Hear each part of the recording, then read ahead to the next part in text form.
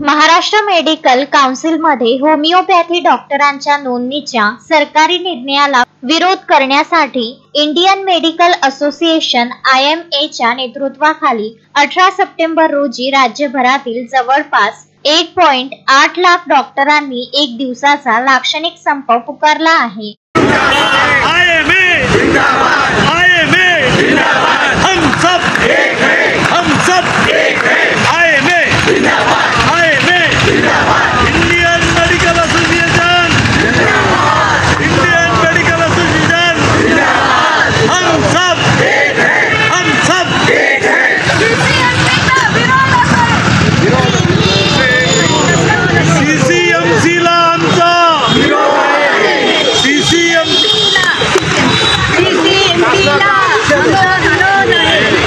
या संपामुळे बाह्य रुग्ण विभाग आणि इतर नियमित वैद्यकीय सेवा विस्कळीत झाल्या आहेत। तथापि आपत्कालीन आणि अत्यावश्यक सेवा सुरू असल्याची माहिती आहे। सरकारने हा निर्णय मागे न घेतल्यास पुढील काळात आंदोलन अधिक तीव्र करण्याचा इशारा IMA ने दिला आहे।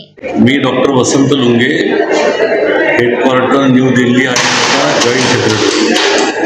आज 18 सप्टेंबरला महाराष्ट्र IMA ने टोकन स्ट्राईक द्यायचं ठरवलं। त्याच्या मागचं कारण असं आहे की महाराष्ट्र मेडिकल काउन्सिल हे जे आहे ते महाराष्ट्र मेडिकल काउन्सिल हे मॉडर्न मेडिसिन जे MBBS करताना आणि ऑनवर्ड ज्यांचं शिक्षण होतं त्यांच्या रजिस्ट्रेशनसाठी बनलेलं हे काउन्सिल आहे आणि या काउन्सिल अंतर्गत ॲलोपॅथी लोकांनाच रजिस्ट्रेशन मिळत असते। परंतु काय झालं आहे की होमिओपॅथीवाल्यांना या काउन्सिल अंतर्गत रजिस्ट्रेशन देण्याचं ठरवलेलं आहे आणि ते रजिस्ट्रेशन द्यायला सुरुवात सुद्धा होणार आहे। पण आता या गोष्टीसाठी विरोध याच्यासाठी की होमिओपॅथीचं एक सेपरेट काउन्सिल आहे। होमिओपॅथीचं सेपरेट काउन्सिल असताना होमिओपॅथी लोकांनाच तिथं त्यांना रजिस्ट्रेशन द्यायला पाहिजे आणि एक काय केलं की गव्हर्नमेंटनी त्यांचं म्हणणं पडलं होमिओपॅथी लोकांचं की रुरल एरियामध्ये काही डॉक्टर MBBS सर्व्हिसेस देऊ शकत नाही, म्हणून आम्हाला मॉडर्न मेडिसिनचं थोडंफार शिक्षण द्या आणि आम्ही सर्व्हिसेस देऊ। तर त्याच्यासाठी गव्हर्नमेंटनी एक ब्रिज कोर्स काढला। ब्रिज कोर्स असा आहे की 1 वर्षाचा कोर्स आहे। आता 1 वर्षाच्या कोर्समध्ये MBBSचं शिक्षण पूर्ण होऊ शकत नाही आणि त्या ब्रिज कोर्समध्ये फक्त 52 लेक्चर्स त्यांच्या वाट्याला येतं आणि अक्षरशः त्यांची परिस्थिती जर पाहिली तर अर्धे पण लेक्चर ते अटेंड करत नाही आणि काय शिक्षण मिळते हे फक्त त्यांना विचारायचं आणि जे शिकवतात त्यांना विचारायचं। म्हणजे या थोड्या शिक्षणावर ॲलोपॅथीची सर्व्हिस करू शकत नाही आणि त्याच्यात काय होतं माहिती आहे, पेशंटचंही नुकसान होऊ शकतं आणि जो गैरसमज की होमिओपॅथीवाले ॲलोपॅथीची प्रॅक्टिस करतात म्हणजे लोकांमध्ये गैरसमज होऊ शकतं, पेशंटचं नुकसान होऊ शकतं। आम्ही ह्या सगळ्या गोष्टी लक्षात घेता महाराष्ट्राने अपील केलं आहे, गव्हर्नमेंटला सांगितलं की तुम्ही त्यांचं रजिस्ट्रेशन हे महाराष्ट्र मेडिकल काउन्सिलमध्ये